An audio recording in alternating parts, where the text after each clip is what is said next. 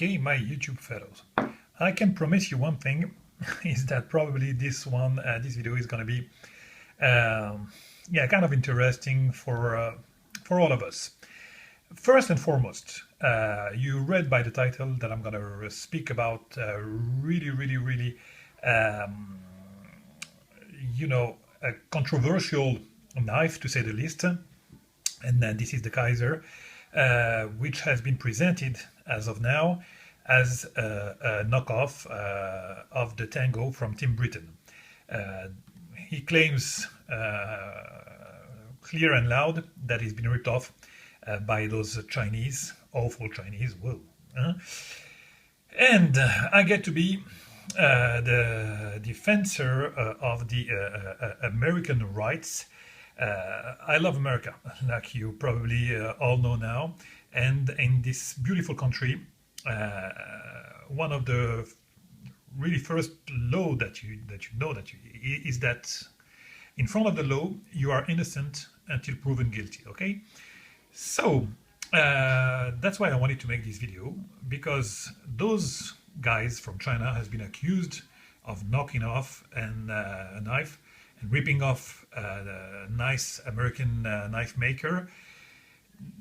My friends, those are really hard and strong accusations. And when you do those kind of accusations, you need to be absolutely thorough and to make sure of what you say, because there are a lot of knockoffs. I absolutely hate that, like all of you, all the knockoffs, Striders, Hinders like that you find from China. I mean, I spit on those guys. I absolutely hate that. So that is a really strong accusation to make. And as it appears, it is really nothing can help Mr. Britton to prove his points. And it doesn't appear that clear. So I don't want to take any position here. Not at all, not by any means, because I don't have all the elements in hand. But what I can tell you is that definitely Mr. Britton didn't make his point, accusing those guys of ripping off the Tango, of knocking off the Tango. Those guys, they have been very wise, on the forums. They don't accuse Tim of anything. They present their knives. They are passionate guys, and they defend themselves very quietly, and I kind of like that. And since you have two videos on YouTube made by really well-known YouTubers, first would be the video that has been made on the Blade Show by Tuffthumbs, with all the signs saying that the team has been ripped off, and there is a knockoff from the Chinese of this Tango. And the other one from the very well-known Jim Skelton also, which those guys, I respect them really most. But when I say that they take position and really without any elements, I was prone to buy this knife, probably only to have my own opinion, and why not making a video out of it. So I prepared my coffee because it might take some time, and I'm sorry about that, but I think, again, that is interesting, because this is discussed on the forum. If you go to the Blade forum, this matter is discussed, but no one on YouTube ever made a video out of it. And again, since you have two charging video against Kizer, I would make mine the more unbiased possible. But first of all, I need to show you something, and that is very important. This is the invoice that I just received. I just received the package from Knifecenter. Okay, so here it goes. I paid for this knife in full. That's me here. Okay, I just received a knife. That's the Kizer Cutlery, and that's what I paid from the very well-known Knifecenter. My friends, this knife is sold by Knifecenter. I assume that if they sell this knife, I assume that they were care enough to make sure that it was not really a knockoff from the Tango. So it's sold not only in Knifecenter, but in other places. And also, you find those guys, they have a booth, and their booth is getting bigger and bigger in every blade show that you can find. So I want to understand how those guys that seem pretty legitimate, in my opinion, how those guys can be accused of such a high and wrong doing as knocking off a knife. So that's what I want to talk about, okay? Along the road, I'm going to present the knife also, otherwise being like that, you know, not moving, it's not going to be any interesting. So I'm going to present the knife for sure, but I wanted to make this statement before. I have no interest in Kizer. I have no interest in brands and knife maker. I have interest in knives, and that is my only interest. I mean, for that passion, I have a lot of passions, but this one is my only interest. Usually, I judge the book by its contents and not by its cover. So, that being said, let's make an overview about this knife, and we'll see what. Oh yeah, one point that I wanted to discuss. I am very, very pleased these last, and that's why I really I'm hungry. I'm hungry with this mess, because I'm very pleased to see those nice collaborations with great knife makers and big companies, you know, like Boker and Boker. They became greater while collaborating with Jens Enzo, with Neil Blackwood, or other knife makers, Todd Rexford. They did a great job. Same goes for Spyderco. So I really love those, and also for Kershaw's. So now you have really cheap knives like the Thermite, for example, with Kershaw, which is, you have the Spanto on the Thermite, and it's, I don't know, it's something like $30 knife. You get to use a really nice Hinderer design with a Spanto blade for that kind of price. So I really, really love those collaboration, and I'm sad to see that Mr. Britton, I think that he could manage. First, that's what was planned, to make a collaboration with those guys. And now there is all this mess, and that's so unfortunate, because I think that Mr. Britton is nice knife maker, and from what I saw on this knife, I just received it. They're doing a great job. And you know, without further ado, when I say without further ado, it's already 8 minutes probably. Let's talk about this knife. It comes with a box, very sturdy box, a really nice plastic bag inside,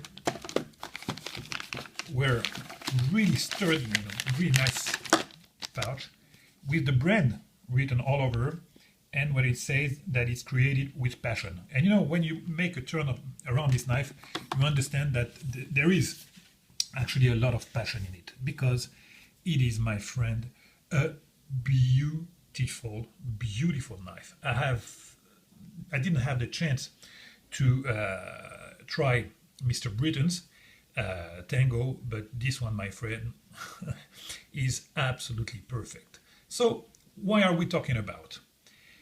It's a full titanium scale. Mr. Britton claims it's not titanium. Have it tested. You know, take this knife, have it tested. It's not titanium. Okay, prove it. Okay, so without since it's advertised titanium, I'm prone to think that it is titanium unless somebody proves me otherwise. So that's a really nice titanium, and the finish is just mind blowing. Look at that. You have inside here, the pattern is just absolutely great. It's kind of bead blast, and all the lines here are a satin finish. Let me try to focus on that baby. Look how beautiful this finish is. Let me tell you first that I made an overview before doing this video of this knife, and it is just flawless. So absolutely awesome titanium scales. As you have seen here, it is a pricey knife, but it deserves every penny of it, you know. So really nice pattern on the titanium. It makes, you know what, I'm going to make this video with my left hand, because I hurt myself here, and I don't want you to show this awful bandage. And you're going to see, as you some of you know me. You know that I'm really helpful. Sorry, I'm going to have some coffee. Useless and sorry, useless, not helpful. Useless with my left hand, and we're going to see if this knife is any good with my left hand also. So, locking bar stop, Hinderer style here. Tell you the truth, is very, very similar to Tim Britton's. But you know, having watched the video from Jim Skelton, I kind of, I don't know if Jim had this knife in hands. I'm not sure that he wouldn't prefer this one over Tim Britton. Let me try to explain you. He's saying that the blade, look at that. That's the first use. I used it like a couple of times. That's it. He's saying that, you know, the blade, which is, by the way, S35VN, same as Tim Britton, he was complaining a bit about the finish of the blade, a kind of coating, and he said that with a nice stone wash, it would have been probably better.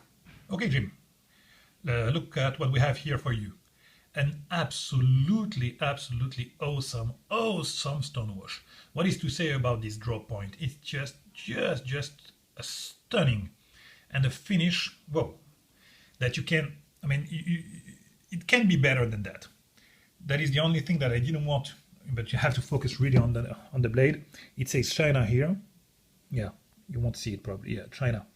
That was the thing that I wanted to avoid, but anyway, it's really, really small. So I'll try to pass on these writings here. But look at that. There is a lot of real estate without any writings on the blade. I absolutely love that. Unfortunately, there is the logo here, but it doesn't spoil anything to the beauty of this knife. You have seen, I opened this knife. This knife is a flipper for the first day of its use with my left hand. And again, I am totally really useless with my left hand. Let me see. Look at that. Disengage. You have to understand, my friends, I am telling the absolute truth. I have never been able to disengage a lock bar with my left hand. Never. Let me try again the flipping. Oh, failed. But that is absolutely normal. It has normally it has to fail with a flipper like 100%. Look at that. How smooth can that be? Let me see. Look at that. I am nothing but a right hand user. Look at that. I mean, I don't move my hand. Just, I mean, it can be more obvious than that. Look, again, failed. I'm sorry about that. But let me. I'm not making my point here, but believe me, my friends, if ever I succeed even once with a flipper, that would be a first, because with other flippers I could do, you know, let me know. I don't have anything to compare it to today, but really without any wrist action, it opens like magic. And for the sake of it, let me try to do it with my right hand so you will understand. That is magic, even with the bandage. I mean, I have, look at that, no flipping, no wrist action whatsoever. Look at it, it flips like magic. And when you see Mr. Skelton's video, he's trying hard to flip this knife and it doesn't flip. So that one flips like magic.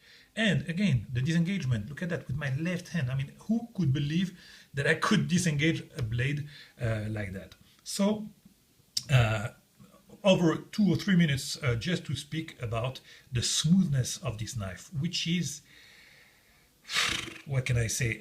Words are missing. I have, it's been a long time since I haven't seen a knife that smooth on the very first day, because eventually they become smoother with time. But this one, just the first day, I can operate it like that with my left hand, and that's absolutely awesome. Let me try to catch you. Look at that engagement, my friend. It's 20%. That is one of the earliest engagement I have ever seen, and it's rock solid. Let me try to catch the blade centering. Look at that. That was an issue also with Mr. Skelton's video. Obviously, the blade, and he told it was, obvious about this point. The blade was off-centered on Mr. Britton's blade. So Blade was off center. Here is dead centered. Mechanism was really stiff. Here it's smooth as butter. Also, other complaints about Mr. Skelton. Here the cut, it was deeper than this one. This one, to tell you the truth, is as if it was one of those cuts here. It's probably, you know, as if it was in the design. I would have rather get the cut inside, but even Mr. Britton don't do that, and obviously he does a cut, you know, bigger than this one. And that was also one of the complaints of Jim Skelton. Another complaint were also the holes. The clip from Mr. Britton is maintained in place with 2 screws, and you have the possibility to make it tip up and tip down. Okay, my friend, I have been more than adamant about that point. I absolutely hate holes. You know what? Sorry about that, it was my coffee getting cold. I absolutely hate holes on the nice titanium handle. Here they went for a tip down carry, which is, you know, that's how Mr. Hinderer delivers his knife, this way, this configuration. When he delivers the XM series, for example, it is just like that. Okay, nice carry in the pocket. Okay. And tip down carry. But you have the possibility to make it tip up. But really, the overall finish of Mr. Britton left some holes absolutely awful. You know, check the video of Jim Skelton, and you understand what I mean. Here, it's not. There is no way to put it tip up. So for you guys who are tip up carrier only, this knife is not for you. No problem with that. But for me, I'd rather have a tip down carry, and even in the lefty position, as long as I don't have holes in those handles. So I am pleased with that. The finish of the clip also is kind of nice. I wouldn't say it's titanium. I mean, I couldn't figure. Retention is, yeah, nice. I am not sure that with only 1 screw it would hold very long. We'll see about that. We'll make probably an update later. I tasted the steel. Oh, about that also, sorry. It has been said by Mr. Britton or the others that this steel is not S35VN. Okay, my friend, as for the titanium, just test it and prove your point. Okay, again, I'm not proving anything. I am just making an obvious and an unbiased video about this knife, which, you know, if you take it like that, is one of the greater frame lock from the production that I have ever experienced. It worth its price, and probably even more, believe me. Everything is absolutely perfect. It has the fit and finish of a mid-tech knife. Look at the beautiful pivot that you have here. I mean, what can I say? Oh, I didn't try to open it with the thumb stud, with, again, my left hand. I mean, it flies open. I'm now, today, my friends, I am discovering something, and this big discovery is that I have a left hand. Because prior to that video, I didn't think it was of any use, especially not with knives. And now here, I get to play with a flipper with my left hand. I get to disengage a blade with my left hand. I get to use like with a thumb stud. That is something very, you know, pleasing. So we're gonna finish it 90 minutes. Oh, I thought it was. I thought I was going to 30 minutes, and I would probably finish anytime soon. Look at how neat it is. A very open pillar construction here with a really nice standoffs. Absolutely great. Nice stop pin here. Oh yeah, when the knife is open, you have here an absolutely beautiful choil for your second finger. Here, naturally, you have a second choil, and look how ergonomic this knife is. The ramp here makes for, and the ramp and the jimping here makes for very secure grip. You are not by any means the clip is not bothering, because the third finger goes to the depression here, and here you have, you don't even touch the clip with the second finger. And here what do we have? A jimping, very, very grippy, effective jimping.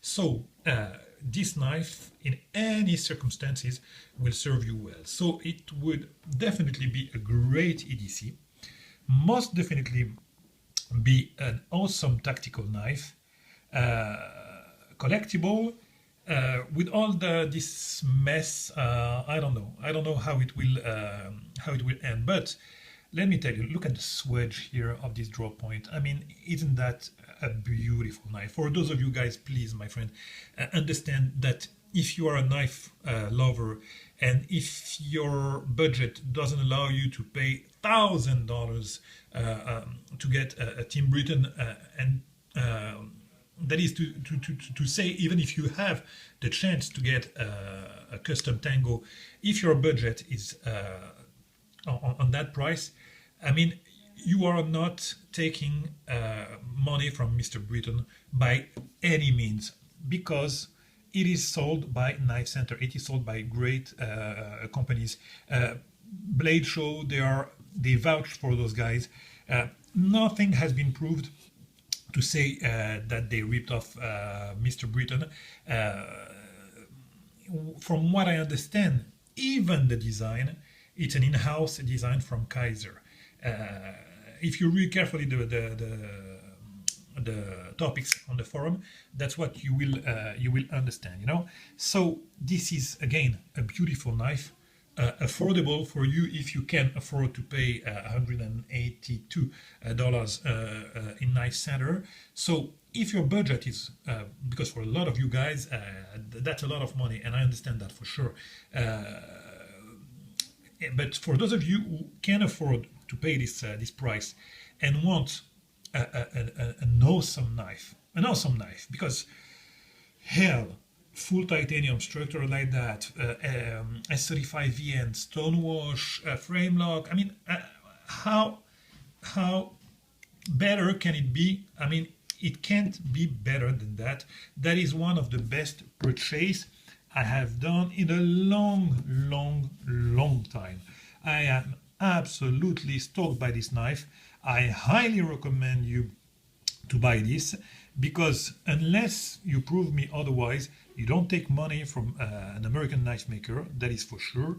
Otherwise, it wouldn't be as as affordable to find it, and police would be there. Would be there. If it was not, I don't know, if it was not titanium, if it was not S35VN, I suggest that the accuser take this knife, they pay for whatever it is, and they have it tested with just one knife like that, random, you take one knife like that, you buy it, you have it tested, and you prove your point. Otherwise,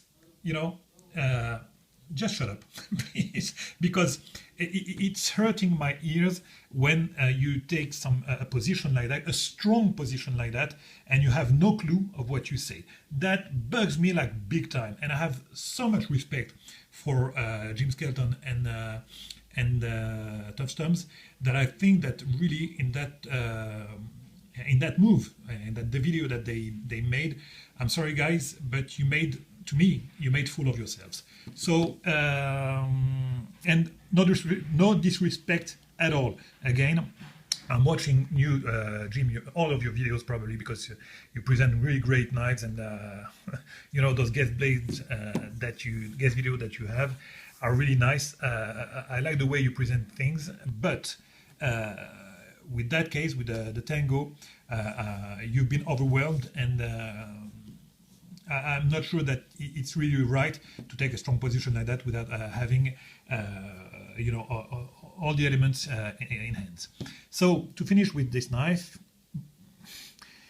if you have the budget, buy it. Buy it. I mean, that would be one of the greatest knives in your collection, and you know that I have some in my collection, and it's awesome. And if one day I get a chance to have a Tim Britton in hands,